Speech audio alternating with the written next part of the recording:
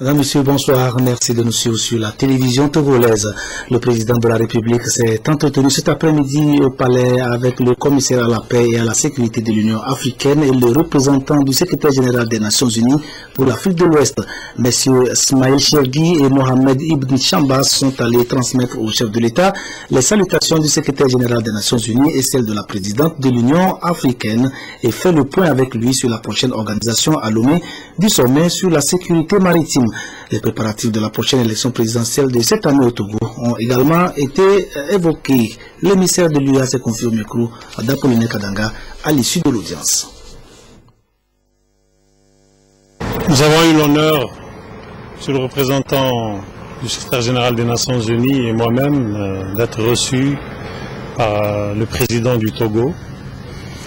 Je crois que c'était l'occasion de lui transmettre les salutations et du secrétaire général des Nations Unies et de Madame la présidente de la Commission de l'Union africaine. Nous avons à cette occasion discuté de l'organisation du prochain sommet ici même à Lomé de la sécurité maritime et du développement qui devrait se tenir ici en novembre prochain. Et donc je pense qu'il y a une identité de vue absolue entre les autorités du Togo et de la Commission de l'Union africaine. Nous avons également saisi cette occasion pour un peu comprendre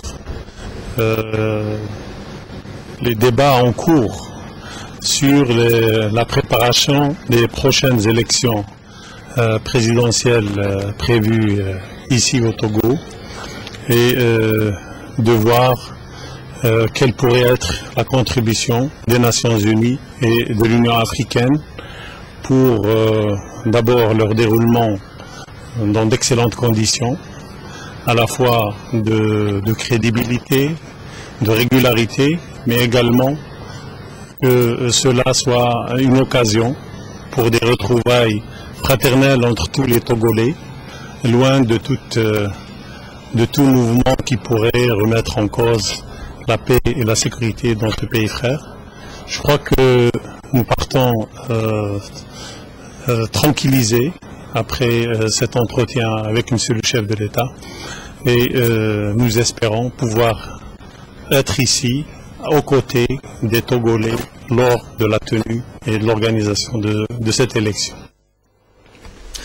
La planète tout entière s'est donné rendez-vous hier à Paris pour dire non à l'intolérance, à la violence aveugle et oui à la liberté et à la démocratie. Une mobilisation consécutive aux récents et malheureux événements survenus dans la capitale française au cours desquels des terroristes islamistes ont assassiné 17 personnes pour atteinte à leur religion. Sur la cinquantaine de chefs d'État, de gouvernement et de monarques ayant pris part à la marche, il y avait 6 Africains parmi lesquels le Togolais Faure Gnassingbé.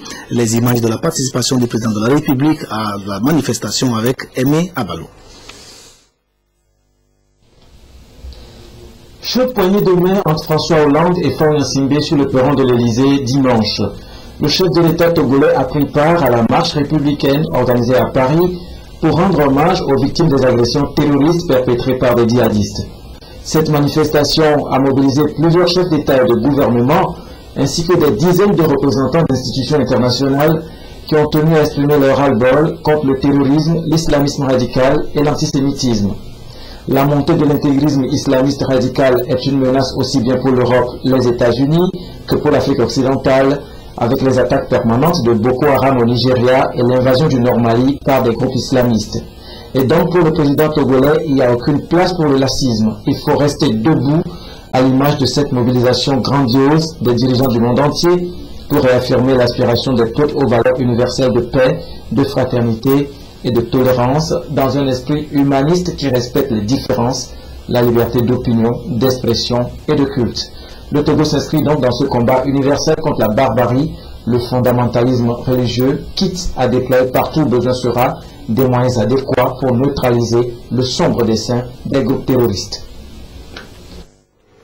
Et après ce court séjour à Paris, le président de la République a donc regagné Lomé, comme vous l'avez aperçu tout à l'heure en début de journal.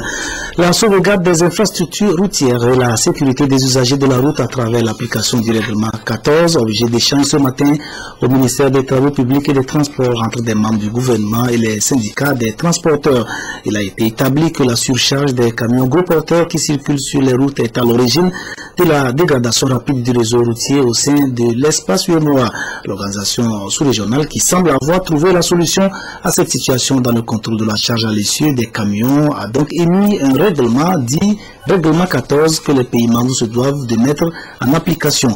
Au Togo, les transporteurs rechignent à respecter cette disposition, d'où la réunion de ce lundi pour amener les uns les autres à s'y soumettre. Randan Massina. En vigueur au Togo depuis quelque temps, le contrôle de la charge à l'essieu est une norme de l'UEMOA dans le secteur des transports routiers. Respecter ce règlement, c'est aider à sauvegarder des vies humaines et des infrastructures routières. Et voilà que certains transporteurs ne respectent pas cette règle. À cette rencontre, le gouvernement togolais met le débat sur la table des échanges. Chacun a reconnu que nous surchargeons effectivement, nous fatiguons nos routes. Tout le monde a été unanime à le reconnaître à travers les différentes interventions. Maintenant, la mesure s'applique, mais en prenant en compte les différentes doléances. Et le gouvernement, l'État, l'administration va travailler là-dessus très rapidement pour qu'il n'y ait plus ce problème-là. Une discussion que les transporteurs jugent constructive parce que le gouvernement, loin de fermer ses portes aux discussions, envisage même d'intégrer leurs propositions et suggestions. En chargeant nos camions, nous fatiguons nos camions, nous mettons nos chauffeurs en danger et nous-mêmes nous travaillons à perte. Je pense que c'est une très bonne chose pour la charge à l'essieu, mais nous demandons à l'État togolais, le gouvernement,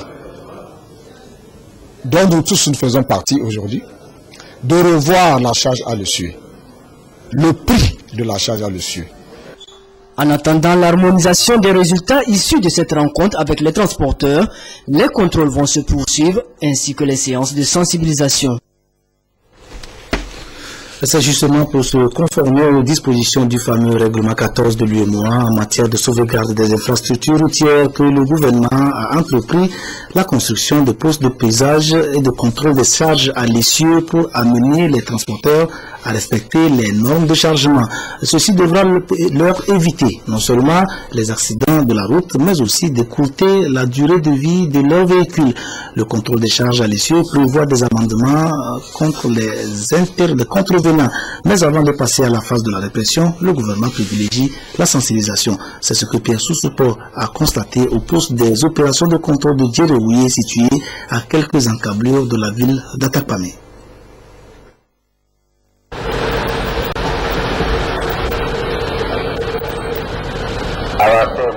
Poste de pesage de Djereouye, à 15 km au nord d'Atakpamé. Depuis quelques semaines déjà, les véhicules en transit sur la nationale numéro 1 sont soumis ici à une opération de contrôle des charges. Le processus dure moins d'une dizaine de minutes.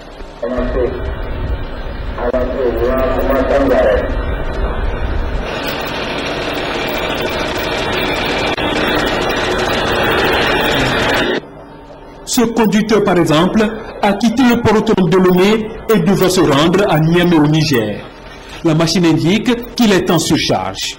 Une information qui ne le surprend pas. Il mesure la portée du dispositif. Bon, le bascule nous montre que notre charge là est surcharge. Mais depuis déjà, on pèse pour savoir que le poids de marchandises et puis le poids de camion aussi, ça nous arrange à notre route là aussi. Puisque la route là va se durer un peu. Si la marchandise est trop, si le poids là aussi est trop, ça garde le goudron là.